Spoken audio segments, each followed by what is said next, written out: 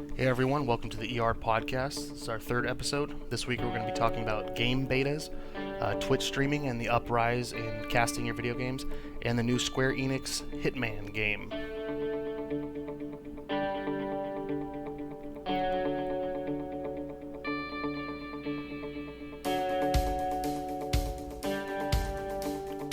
Okay, so today I was reading your article on game betas, and I kind of wanted to delve a little deeper into that, because sometimes things just don't come out in writing, or you wanted to add a little bit more, but long articles people tend not to read.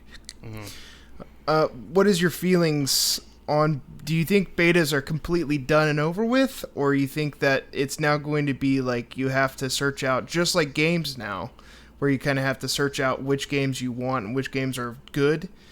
You kind of now have to search for like betas, which betas are actually like worth trying versus betas that are just trying to get hype for the game.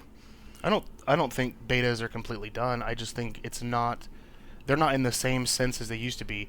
In the article, you guys can go read it for yourself, but I just stated, game betas used to be something special. It used to be something you really had to try to get into because it was the new Halo game coming out, or it was new Call of Duty, or a new, World of Warcraft expansion. And it was something special to get into, something so you could test it before everyone else and you could report the bugs back, and you kind of felt, or at least I did anyway, that in some small part I was helping the development of a game, or I was, on the cusp of that game coming out. And now it's just something you purchase. It's just an add-on. It's a DLC. Right. It's right. Pre-purchase the game and we'll give you the beta. Well, that's not how, that's not the point. The beta was a point to test server strength or test for game bugs, like in Skyrim and stuff like that. All the Bethesda games come out with a ton of bugs. That's what the beta was for, is to get rid of those. And I don't feel like that's the point anymore. The point is to charge a couple bucks for it, or to get people to pre-purchase their $60 video game in order to get access to the beta, which in reality they're just demos, but they put beta on the top and everyone is gung-ho. See, I've fallen prey to that too. I get super excited because when I was a kid, you didn't have betas. The last actual beta I played was probably on the Doom disc for like the freeware. Mm-hmm. Other than that, I started playing betas at least when I got a lot older, when they actually started including them in game magazines. With PlayStation Underground, you had a couple other. I think GamePro used to do it at one point or another. GamePro had them. I think Xbox Magazine would have them. They'd have like the the demo disc, beta disc, type of thing that you could get with the magazine. Right. And I think those were really more to start hype because the internet wasn't a thing. You didn't read about video games or what was coming out through the internet. You read about it in these game magazines. And so I feel like those were very much demos, and they, for the most part, said demos, so when you got into a beta, you felt above the rest. Now I feel everything just says beta on it, and you're right, they are just demos now. Yeah, everything has a beta. I've been in both of the Division, the alpha and the beta now. And to me, the game has maybe upped the graphics a little bit from alpha to beta, but I feel like that beta is going to be how the game actually plays. It's going to be a good kind of, show you what the game's going to be about, and there's really not going to be anything changed. Yeah, they're just hype trains for games now. They're not. Right. They're not. Like sometimes it is just a server test, but for the most part, it's just glorified demos that I pay $5 for. Well, and I feel like a lot of people do it. Go ahead. A lot of people pay into those kind of games. Right. You will still see, like you said, it's a server test or a stress test. You still will see that in like MMOs or purely like online games, Counter-Strike, WoW, any new MMO that's coming out, they'll do a stress test or like a server test, and they're actually performing a test. They're letting in a certain amount of players, like Paragon. I have been invited to the beta for Paragon. They only let in like 2,500 people to start for the alpha. That was it. That's to stress test the game, to stress test their servers and the graphics engine and all that. That's an actual test. But in the article I mentioned Hitman, the new Hitman game, which we're going to talk about here in a little bit. It isn't a beta.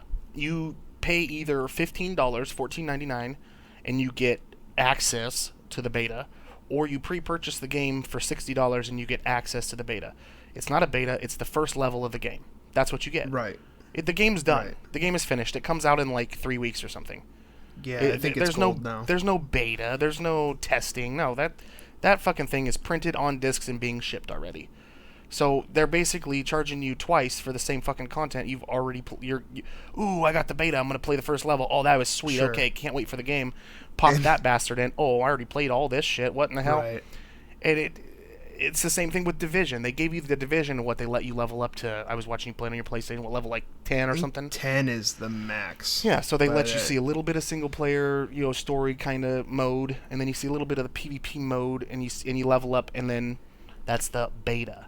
Right. No, that's the first part of the game that when you go and buy the Division next week, that's what you're going to fucking play is that.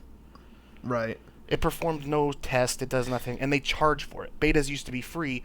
They used to be a way for the developer or the company to get effectively market research for their game in a whole, variety of aspects from players who were interested. Now it's something they charge money for, and people buy into it like, oh, well, I want to get the beta because I want to play it before everyone else. When it used to be an exclusive club, now it's, well, if you've got the, you've got the deep wallet, go ahead, buy the betas for everything. Right. I think it sucks. Well, it's gotten to the point now where it's just a hype machine. That's all it is. Yeah. I don't feel like I'm testing anything when I play betas. Very, very few. The only beta that I've ever played that I felt like I was actually testing it was probably Evolve, and they never fixed a damn thing on it. Still had the server problems when it released. Still wasn't very low. I don't know. Evolve kind of fell on its face, but Evolve sucked. yeah, it just wasn't very good. No. Which brings me to my next thing. So betas are now the big hot thing. When you get a new beta, now Twitch streamers are becoming the next testers. Essentially, all the famous Twitch streamers are getting entrance into the betas sooner than everybody else. They're getting to stream sooner than everybody else. CNanners does it. Summit 1G does it. All those famous YouTubers and streamers. And I feel like that's just becoming part of gaming. That's not changing. Yeah, it's sort of like what would you say, like product placement almost that you would say in other professional sports, like sure. NFL or. You got Marshawn Lynch MLB. drinking a Mountain Dew on the field. That's product placement. Sure, Totally product it's placement. It's the same thing. They see these really like the Paragon beta. I'll go right back to that. I have it. I've played it. It was pretty cool. But plastered across my screen is my email address all over the place. Right. So if I decide I want to make a YouTube video or I want to stream it, I'm fucked. They're going to take that away from me. I'm going to get all sorts of trouble for breaking the EULA and all those terms.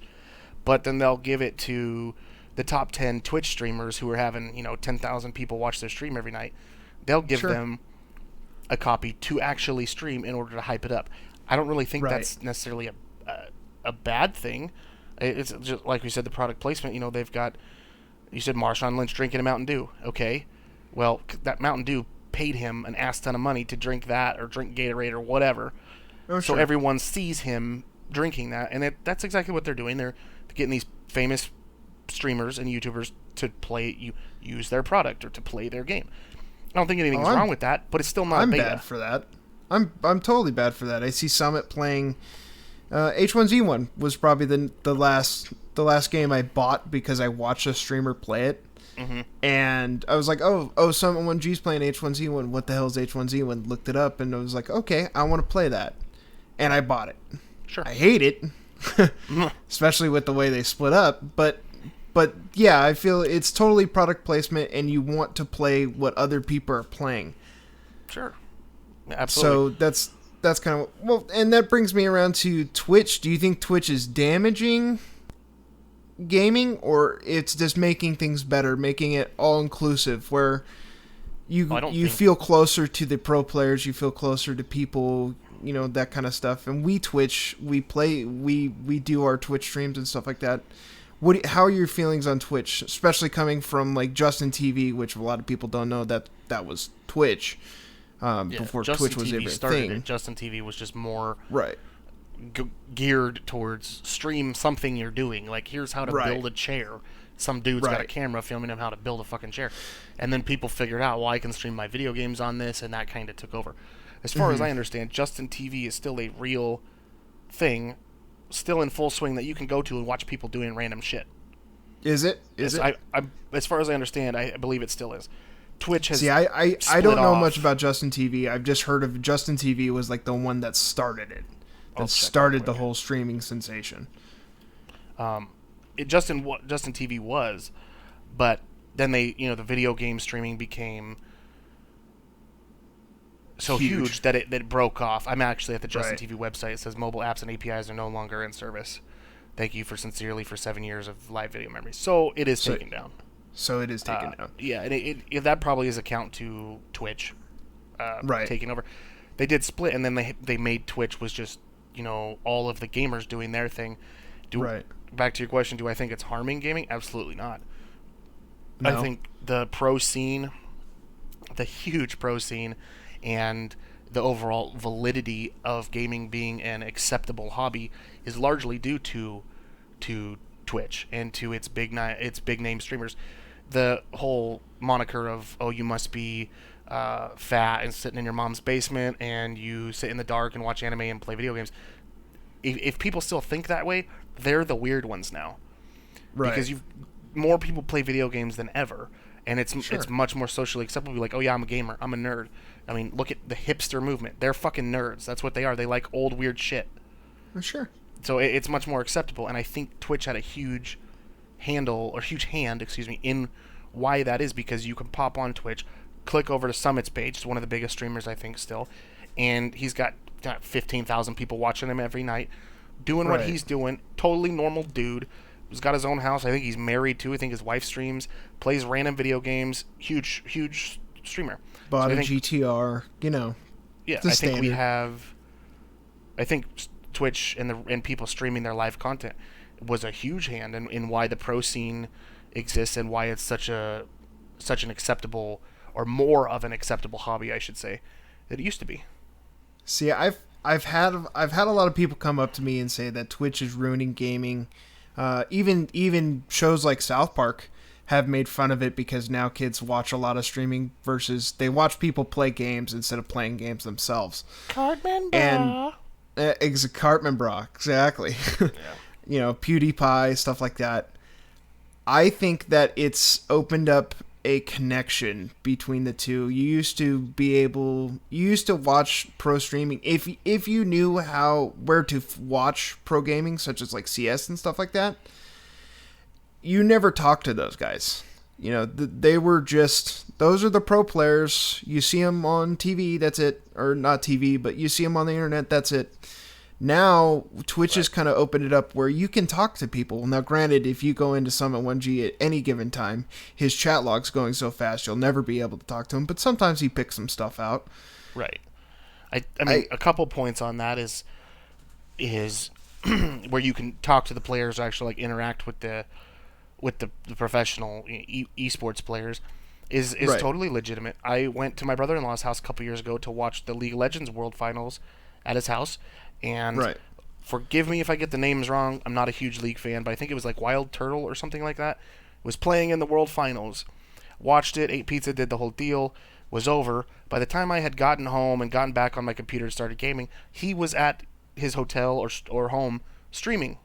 Because that's what he does. He plays video games. So he just went home, turned the stream on, and started playing. National finalist for League of Legends, 2 hours later, is at home, and people are talking to him like, what happened in that play? What's going on? And he was just chilling there, playing League, talking to people. You think you can talk to Marshawn Lynch after he's done playing the game? You're fucking out of your mind. Sure. He's going to do a you 2-second might press be able conference. to get a hold of him on Twitter. That's Maybe. about it. He's going to do a Maybe. 2-second press conference, and he's going to go home. That's it. Right. There's no Right. presence. And then the other part that you mentioned about people saying it's ruining gaming because all people do is they just watch people play video games. How dumb is that? Right. Well, those are the same people that say, how do you sit there and watch people play video games? How dumb is that? And then they turn around and change the channel on their TV and watch Real Housewives. Sure. You're watching TV. It's the same fucking thing. I felt my since I was a little kid, I've never been interested in TV. I catch up on everything very, very late on to everybody else. So watching gaming for me is my TV. I play video games and I then think I'll it is go for a on lot of Twitch and people. I'll watch Twitch for a couple hours. That's about it. And I like being able to talk to those people. I jumped on a couple streams today, had 20 to 30 viewers. They weren't huge, they weren't sponsored. There was nothing that would get that kind of praise, such as like Summit and stuff like that. But these guys they had music going. You could put in requests. One guy, we were just throwing in requests, and it was like 20 people just talking to each other, putting on stupid, silly songs while he played Final Fantasy VII. He was super interactive.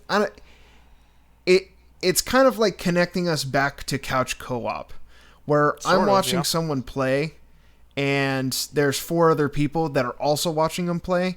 We talk to each other while we watch the other guy play, and he chimes in. I absolutely love it. That's why I started my stream channel, and as well as you. I think it's great. I think it's doing really good, and I think people are just now coming to the idea of like, oh, okay, you watch these streamers. That's what you do, instead of like, oh, I listen to this music, or I watch these music videos such as like MTV and stuff that was super huge. Now it's, oh, I watch these Twitch streamers. Oh, okay, yeah, no, I heard about this guy too. And that's kind of, that's the new in now. That's the new thing for like I like to call them the internet generation. Right. I don't think it has. I mean, there might be a small negative impact somewhere along the line of having streaming be so mainstream now, and anyone can do it. We set up our stream channels last week. Sure. And we're nobody special. We're not pro gamers or sponsored players or anything. We just like to play fucking games. We set them up, so there might be a little bit of negative impact where people might try really hard to become a professional streamer or are real popular and it just doesn't work for them. And I think that can happen with a lot of things in life where you could just work your ass off and it won't work. But as far as like negative connotations, there might be, but I think it's overall a pretty positive thing for the gaming community and for the gaming experience. And it's not something you're forced into. You don't have to watch streams. You don't have to stream yourself. You could buy a PlayStation or an Xbox or computer and never go to Twitch ever and never turn on your camera ever. Right. It's not hurting you if you don't. I mean, I feel like you'd be missing out on a lot of quality stuff. I mean, a couple of friends of ours, they watch League streams all the time, LCS, and I watch a lot of Counter-Strike streams and stuff like that, especially the big tournaments, nationals and the finals, and those are a blast to watch, and they've got huge productions selling out the Staples Centers and huge arenas in Asia and Europe, so I think it's a great thing. I think it's definitely helping out the gaming community. I think it's bringing it more to light, and I am still going to stick to my guns and say I believe it's a big reason why professional gaming is so incredibly massive this year than it was just 5 years ago when it was barely a thing. You know, it's kind of an underground thing to win a tournament or to win a national prize or something for 100 grand, and now you've got Dota 2 prize pools hitting the almost $15 million mark. I think that's a lot to do with streaming. You know, I agree. I say streaming's mostly positive. There's some negatives, but mostly positive. It's mostly positive. Now you said you wanted maybe trolling. Yeah. Well, trolling's been around for so long, though. Right. This is just another medium to where, especially if you're new to casting like me or you or anybody who's just not popular on there, so you don't have very many viewers. Somebody's going to come in and just talk shit to you for hours, and it's going to probably drive you nuts and make you turn your stream off or something. And I mean, that's happened to me before. It's going to happen. That would probably be the negative connotation, I would say. Now you also wanted to talk about Hitman. I don't know much about Hitman, but I know enough of the stealth genre. And you've been keeping up with the new Hitman. What are your thoughts on it? Do you think it's going to be good? Because and I could be completely wrong, wasn't the last one didn't do very well, right? I'm not really sure. I really liked the most recent one, Hitman Absolution. Right. It had great graphics when it came out. It still does. I actually reinstalled it like 3 days ago on my Steam account, and I still think it looks fantastic. As far as the storyline, there is like a congruent storyline between the first and second and third, kind of. They were more of just a one-off stealth action type game until you got to these newer ones, Absolution and Blood Money right before that, and then this newest one, which is just, I believe it's just Hitman, and then the title, Enter the World of Stealth or something like that underneath it, whatever it says. So there is a story in the most recent ones. Absolution is basically the company you worked for turns the tables and targets you. And you're sent on the first mission. You're sent to kill your trainer, the person who made you a hitman. You're sent to kill her, like your handler or whatever. Right. And then you figure out that the company who or organization who made you a hitman is turning the tables and is framing you, is coming after you.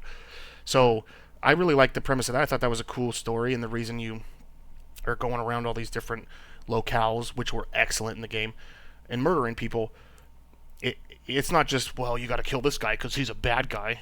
No, that's fucking old. No one cares. You have to give me a good reason to be going and doing what I'm doing. Right. And I thought that was... I've been a huge Hitman fan since the first one that I played on, I think, PlayStation 2. Right. Was the first one. I've always been a stealth action fan. This one I wasn't really hyped for. I didn't even... I didn't even really care. On the radar? Yeah, it was like, well, Hitman will come out eventually. That's sweet. What picked me up was it was by Square Enix and Crystal Dynamics, who have done phenomenally well with their Tomb Raider reboots. Tomb I know Raider, you're a huge fan of those, and Oh, yeah. they picked that franchise out of the dirt because they did Dark Angel and what was there was one on 360 that was garbage. They picked that franchise back up, and you've got two Tomb Raiders, which are some of the best action adventure games out. They're excellent. So I saw Crystal Dynamics and Square pick this up. It's like, okay, all right, this is gonna be dope.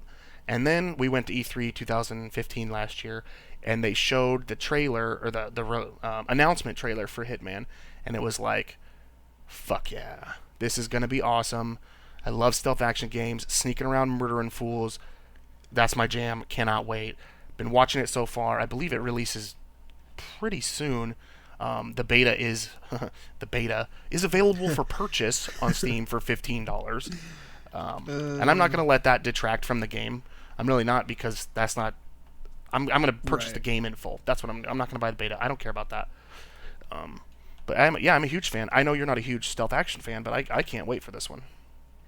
My problem with stealth action and Hitman, I had Blood Money. I played Blood Money a lot, and I really liked it.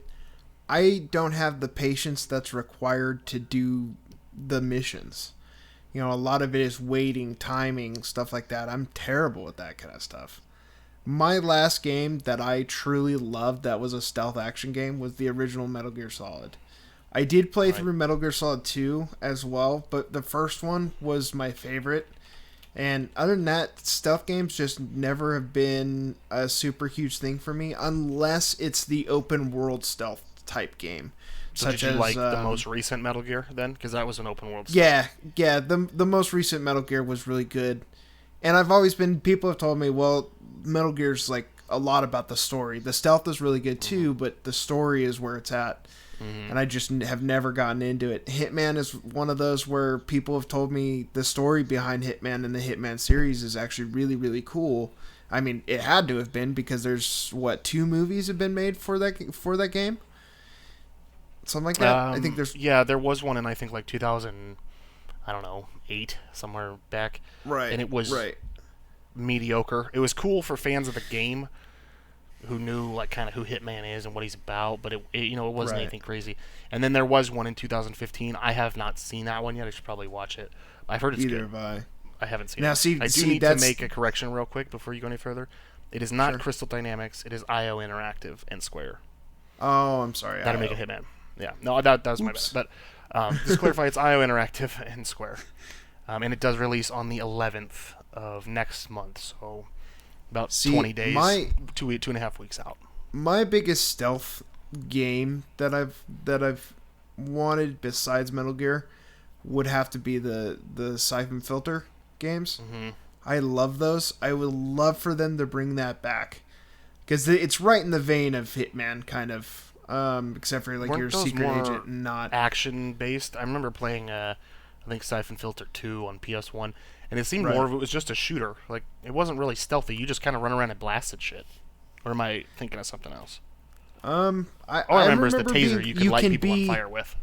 It was one of those games. Yeah, the taser you could shoot from across the map. It was awesome. Mm-hmm. It was one of those games where you could play kind of loud and then you can play quietly as well. You kind of had the choice, and I really liked that aspect of it. That game just kind of fell off the face of the planet, though. I don't think it's ever going to come back. There was one release, Siphon Filter 3 Dark Mirror on PS2. Did you ever play that one? I did not play Dark Mirror. I didn't play that one either. So, I mean, yeah, it did fall on its face, but that's the same thing that happened with these two other franchises we were talking about. Hitman went down, not down as far as, like, Siphon Filter, but Blood Money came out and it was, like, pretty good, but then they didn't make anything else and it kind of just, poo-pooed out. And Tomb Raider, that one went way down until Square picked them back up and brought them back to life. So, that's why I'm really thinking and hoping that this new Hitman is going to be awesome. I loved Absolution, so I'm assuming I'm going to like this one too. Right. But I mean, if stealth action is not your thing, you're not going to like this one. And I get it. You've got to have that kind of drive to be okay. I want to make sure I get the best score. I want to make sure I'm not seen one time for the achievement. Right. Or something like that, and you don't have the patience you're have with your level. You're like, fuck, I just want to get up and shoot everyone so I can finish the level or the map or whatever. And I get that, but stealth action is for everybody. I'd hate to see you miss out on the good stories that like MGS and Hitman and stuff offer just because of their stealth action. Right. I was watching it the other day. I was watching some of the footage that they've released and stuff in the videos. I think I will pick it up just purely based on the fact that it just looks like a really cool game. And that's coming from somebody who's not a big stealth action fan and has like two favorite stealth action games. I think I'm going to pick it up. I think I'm willing to give Hitman another shot. I really like Blood Money but didn't like Absolution, so hopefully this next Hitman will bring me back from the edge of writing it off altogether, Right. I'm gonna pick it up for sure.